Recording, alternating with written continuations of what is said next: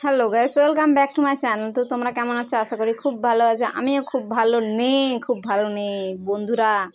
কি বলবো, আজকের অবস্থা কাহিল। সকাল থেকে দেখছো মাটি দিতেছি, গোটা চারদিকে মাটি দিতে। সকালে উঠে ব্রাশ করেছি আর মাটি দিতে আরম্ভ করে দিয়েছি।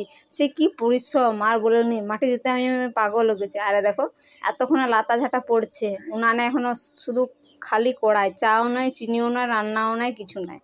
আমি কখন করব তখন হবে। আর দেখো, খড়ি মাটি ডুবাই রেখেছি। ঘরটা মাটি দেওয়া সম্পূর্ণ হয়ে গেছে।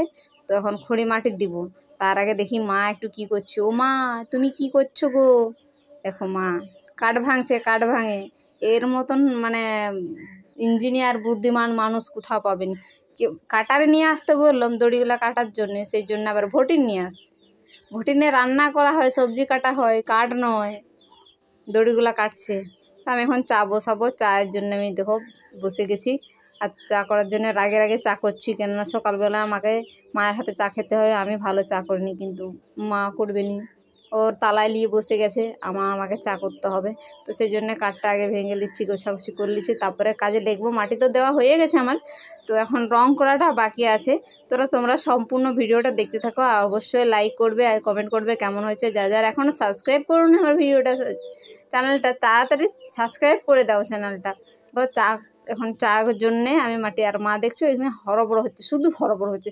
কি করবে না করবে আর কিছু মানে দোকান পাঠালে ভুলে যাচ্ছে, এটা ভুলে যাচ্ছে। কি বলবে, যে বরফ যত কাছে আসে না তত মনে হয় আমাদের নিজেদেরই তাড়াহুড়ো লেগে যাচ্ছে। ঘর পরিষ্কার করাচ্ছে, রান্না বান্না সব কিছু করবে। আর মা তালায় বুনতে বসে গেছে।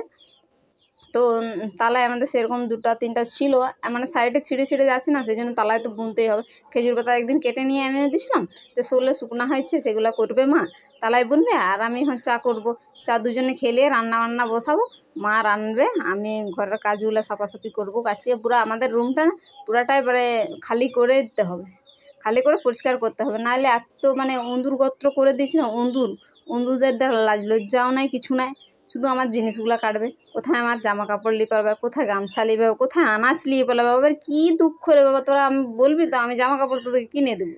আর আমার তো একটাই প্রবলেম, সকালবেলা যদি চা না খাই মুখটা যেমন খালি খালি হয়ে যায়, খালি খালি। তো চা খাওয়া হয়ে গেছে, চা খেলে ভাত বসিয়ে দিয়েছি। আর দেখো গামছা মাথা নিয়েছি, ঘর সাফা করে। আর কি অবস্থা বন্ধুটা, আমার নারকেল ডিব্বাটাই কেটে দিয়েছে। আর দেখো কেটেছে নিচে কেটেছে, সেই যেমন তেলটা পড়ে যাচ্ছে।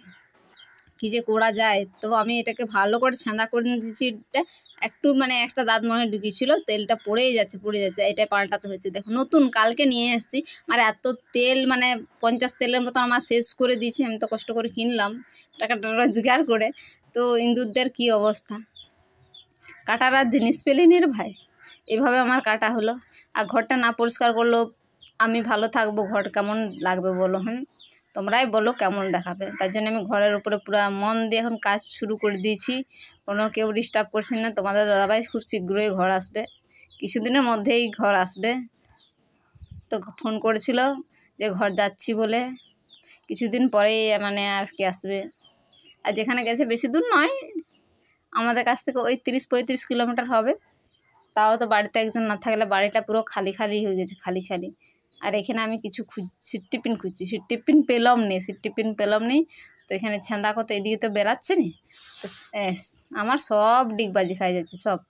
আর দেখো ঘরটা পুরো খালি করে দিয়েছি, দেখো চারদিকে। আমাদের রুমটা আজকে লাইট দিয়েছি, অন্যদিন হয়তো লাইট দিতাম না, তাই ভালো দেখাতো না। আর দেখো জিনিসপত্র সব বের করে, যত জিনিস রাজ্যের জিনিস সব ব্যাগে পুঁতে ঢুকানো আছে ওয়াস্কায়। এর দেখো তালায় আমাদের।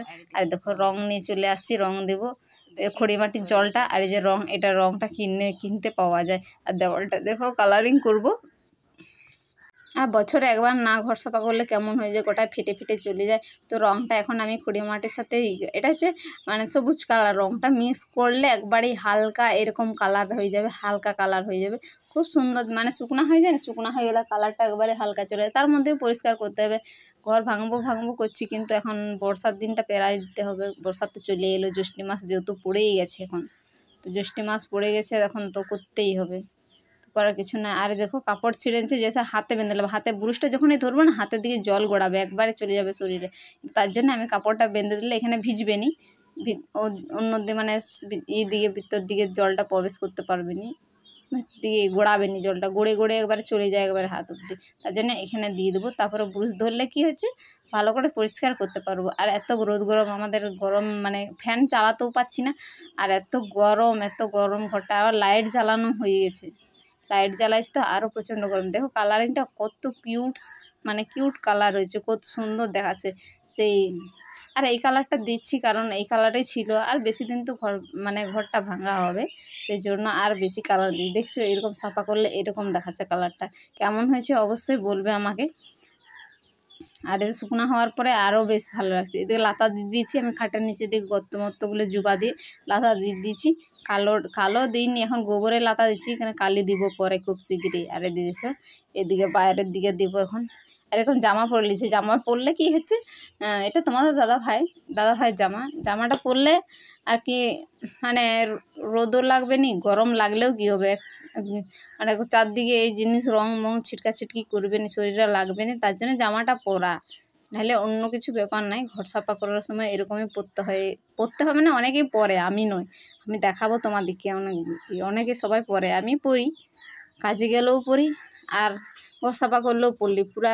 দেখো এখন যে ঘর সাফা করছি এমন লুকটা যাচ্ছে, যেটা মানে আমি হচ্ছি সুন্দরী।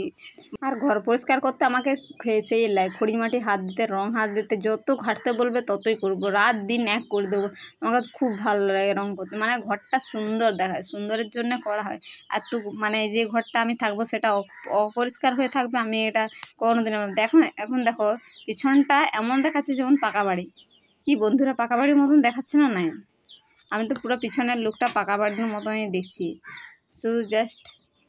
আর ওদিকে মা রান্না করছে, তালায় বুনছে, কিছু জিনিসপাতি রাখা হয়েছে সেগুলোকে সেবা যত্ন করছে। আর আমি এদিকে মানে ঘরটায় এত পরিশ্রম হলো, সারা দিন কেটে গেল, এখন মানে প্রায় 2টোর দিকে বাজতে, এখনও খাওয়া নাই দাওয়া নাই, শুধু এইগুলাই করে যাচ্ছি, এইগুলাই ঘষে হাতগুলো আমার ব্যথা হয়ে গেলে কি বলবো, বলার কিছু নেই। আর পরব যেহেতু সামনে, সেই জন্য আমাকে পরিষ্কার করতে হবে। তোমাদের দাদাভাই বলছে বুনুকে ডেকেলে, কিন্তু বুনু অত দূর থেকে আসবে 5 দিন 10 দিন আগে, এখনও তো আমাদের মানে 5-6 দিন এই ভোটটার পরেই আমাদের চলে আসছে পরব।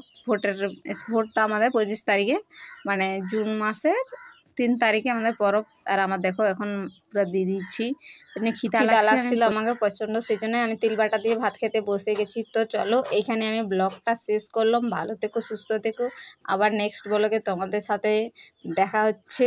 তো বাই সবাইকে।